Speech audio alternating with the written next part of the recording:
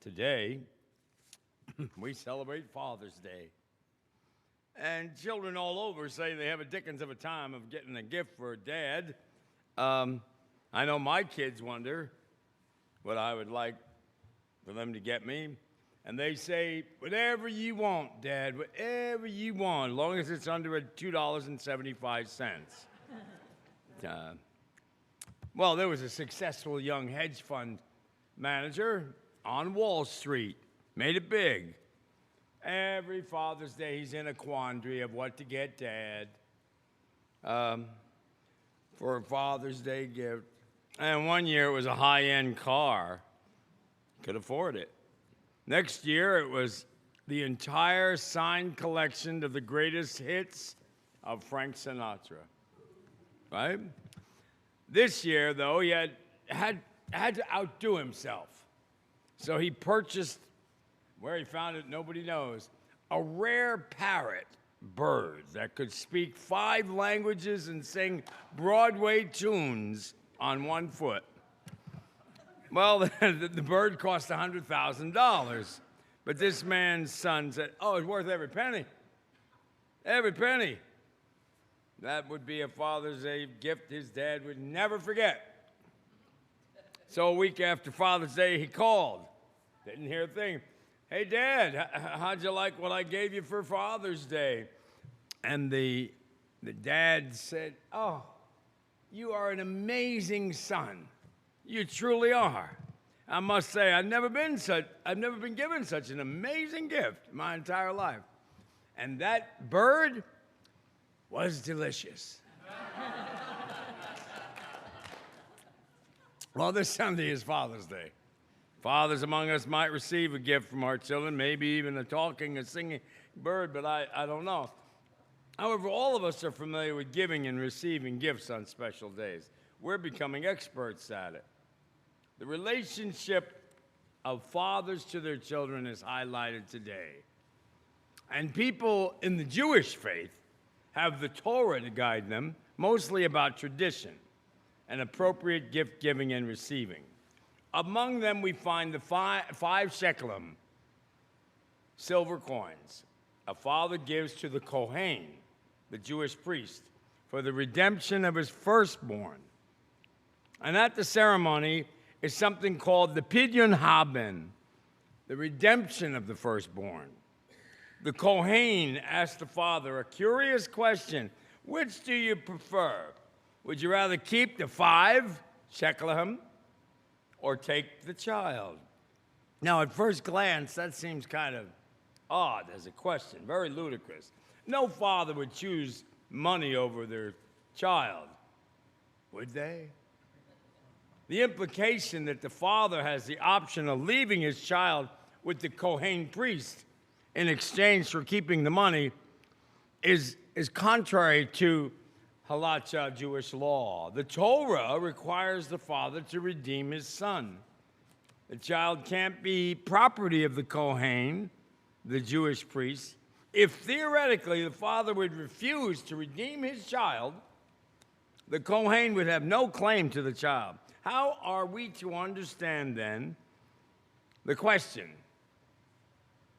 which do you prefer, your money or your firstborn? Well, I'll get back, hopefully, to that question. But before doing so, let's focus on something. Nothing can replace a father's love for their child. When you think of your father, what images come to mind? Think about your father for a few moments. Remember him. If you want to be brave, close your eyes and see what images come to mind. Look for an image of your father, an image as you know him or would like to know him, as you remember him. Or for those of you who don't have a chance to know your father very well, or imagine the way you would like to see your father. Remember and imagine you and your father interacting. What images come to mind? Well, on this Father's Day, the only man I ever looked at as my father was Nathan H. Cohen. I would like to introduce you to him. You will never have the fortune of meeting this man. He died at the age of 94. He'd be 107 now. The images that come to mind, and it's very much on my mind, I see him taking me. I was his paper boy at the age of 11. And his son became my best friend, and we are still best friends 58 years later. When I was 11 and his son was 8, his father took us to Times Square, down into the arcades. And memories keep flooding back. He'd take us there to have some fun. And we'd always end up in some obscure place.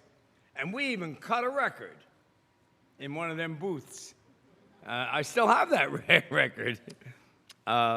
Nathan Cohen was the best man. Oh, here, can you just pass that around? Nathan was the best man at my wedding. He was the first person, the only person who came to my college graduation. He was the only person that I called who came when we discovered that my mother had died one evening at the age of 43. To me, Nat Cohen was the greatest man who ever lived. And why do I think that? I'm sure your images of your father are similar to those of mine. Our fathers were protective, they were nurturing, they were inspirational. Fathers have long been neglected in research and studies in the area of child psychology. But recent work identifying numerous ways that they have affected young people, teenagers, is one of a growing number of research projects that are new tests and techniques that have documented the father factor, if you will. Specifically, how fathers are invaluable in instilling confidence and encouraging their children. And I read an article that said, do fathers matter? Well, what science is telling us about parents, what we've overlooked, shows that when a nurturing father is present in the life of their children, there's a positive effect on the reproductive development of their lives. Additionally, their impact cultivates empathy in both daughters and sons. My son has a thing with his daughter. She's 12. They go to Broadway plays together. Not with his wife, not with his son, just him and his daughter. That's their thing. They go to Broadway plays. Now, there's a book called Fatherless America. The author suggests there's two Americas, not blue or red, not rich or poor, not white or minority, but rather an America who have a father and America who doesn't have a father. Half of the children growing up today in America are doing so without the presence of a father figure, and that was me. And I can't tell you how difficult that was in my life. This man was an amazing man. He taught me how to do my tie. He taught me how to play chess. He taught me how to live in the force field of life where people are not necessarily honest or caring. He taught me how to survive in a life that required strength, wisdom, and experience. Well, that's teaching people to be in the world. People transmit important values. Well, Nat Cohen transmitted values to me. They help young people to mature with values and morals. Eddie, Nat's biological son, counts his father as one of his greatest blessings. And this truly, for us, is the greatest person who ever lived. Now, I have another friend who would tell me, yeah, my father was really a great influence on me. I would say, hey, Dad, can I have $10? He'd give me $5. But when I said, hey, Dad, can I have $500? $500 would be on the top of my bureau, my dresser. So I said, hey, Dad, I don't get it. I ask you for 10, you give me 5, but I ask you for 500, and you give me the 500. What's all that about? And his father said, listen, if you need 10 or $5, that's for nonsense. But if you need $500, you must be in trouble.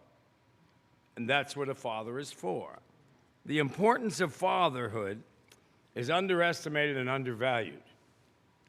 And what is a father for? Well, fathers, let me show you, from a Unitarian Universalist perspective, 5 crucial things, I think, that their children need from you, grandchildren. What I'm about to say applies to everyone, ladies too. The following is to appreciate your fathers and husbands, as well as a reminder of the way in which men need to be encouraged. The first is a role model. Children look up to their fathers and yearn to be like them from their earliest years. Sons watch how they work and speak and play. Daughters will often choose spouses who reflect their father's values. Every conversation and every interaction that your child witnesses may become part of what they try to imitate. A father's connection and feeling toward his faith create a foundation for his children's spiritual lives. I remember sitting down at the dining room table. I was so impressed with Nat Cohen. Everybody wanted to be close to him. His workers, he had a business, and all of the workers wanted to be near him. When he was in the war, in the Second World War, they would ask to be on the ship that he was the medic. Everybody I ever saw wanted to be near Nathan Cohen. Now, why was that? Because he made them feel safe. And I think that's what fatherhood embodies, the greatest trait of all. What ideals they would want to reflect. Harry Chapin wrote this song. And if you listen to the words, it really chokes you up. So that's the first thing, the role model. Second thing would be a listening ear. Children need their fathers to listen. When you stop what you're doing to give your child attention, they know that you not only love them, but you are interested in what's going on with them. And I never had that until I met Nat Cohen. He was interested in all the things that I did. And he would listen without jumping in, to problem solve, to create a crucial space for my feelings. Fathers teach their kids that it's okay to feel sad or angry or defeated, and they won't be judged for those failures. Deuteronomy even says, do not harden your heart or close your hand. Being open to others emotionally and listening to them is harder and often more important than giving anything else, because it requires us to give our own hearts. I do wish, I started this sermon by saying you'll never meet this man, and that's true. But I certainly wish you could have. Which leads me to the third point. He was a coach to all of us. Sometimes you need someone in your life when you're off a little bit, or you're not trying hard enough in school, or you're driving the wrong way down the one-way street. I went to get coffee before I got here, and I always put $1 in the tip jar for the people that work at Dunkin' Donuts. And I said there was a bunch of them by the window, they're busy, and I said, now I want you all to promise me something. What's that? I want you to promise me that you'll consider going to college. Some of them said, oh, no, we're in. We're going to college. Well, some said, yeah, we will do that. We will do this. Sometimes you just need somebody to say that. Fathers can tell their kids the truth when they need to hear it and encourage them to keep reaching for their goals. There's no limit a child whose father coaches him and believes in him every step of the way. I remember the movie Billy Elliot. He wanted to dance ballet, but his father said, oh, no, I want you to be a boxer. And, they had a meeting of the minds, a young buck and the older man. Turns out that the younger Billy Elliot prevailed. And when he came out on stage, and he was the lead dancer in Swan Lake, the camera immediately turned to his father when he saw him come out and take that first leap. And all he could do was open his eyes and see that his son had become an incredible success in life. He went to the London Ballet. Well, that kind of experience leads us to comfort. I can't tell you the many times I turn to Nat when I'm mostly in trouble. What do I do? How are we going to get out of this one? And he would always give me his time. I wondered where he found the time. And the one thing that he said to me, maybe you remember this too, it's going to be okay. Well, those words spoken from a father mean everything. Dad knows how to fix your bike. Dad knows how to catch that huge spider in the kitchen. Dad knows how to build a campfire, how to put it out. Dad knows when things are going to be okay and when they aren't. And fathers give their children hope and courage and strength. Sometimes it only takes those 5 words. It's going to be okay. And what I've learned is really interesting. Many times Nat would tell me that. When he came over and we were dealing with the funeral arrangements for my mother, he would just say, it's going to be okay. He had no idea that it was going to be okay. He had no idea, but he said it because he knew I needed to hear him say it. It's going to be okay. Another movie I saw was Call Me By Your Name. It was from the movie of the principal characters. The father of the one boy stole all of the principal's parts at the end. And he shared with his son his wisdom. If you've ever got a chance to see a movie, the end of that movie, it's not the story, it's not those people that are the stars in the show, it's the father who shows his son he knows exactly what he's going through, and he's there for him to pull him through the most difficult times.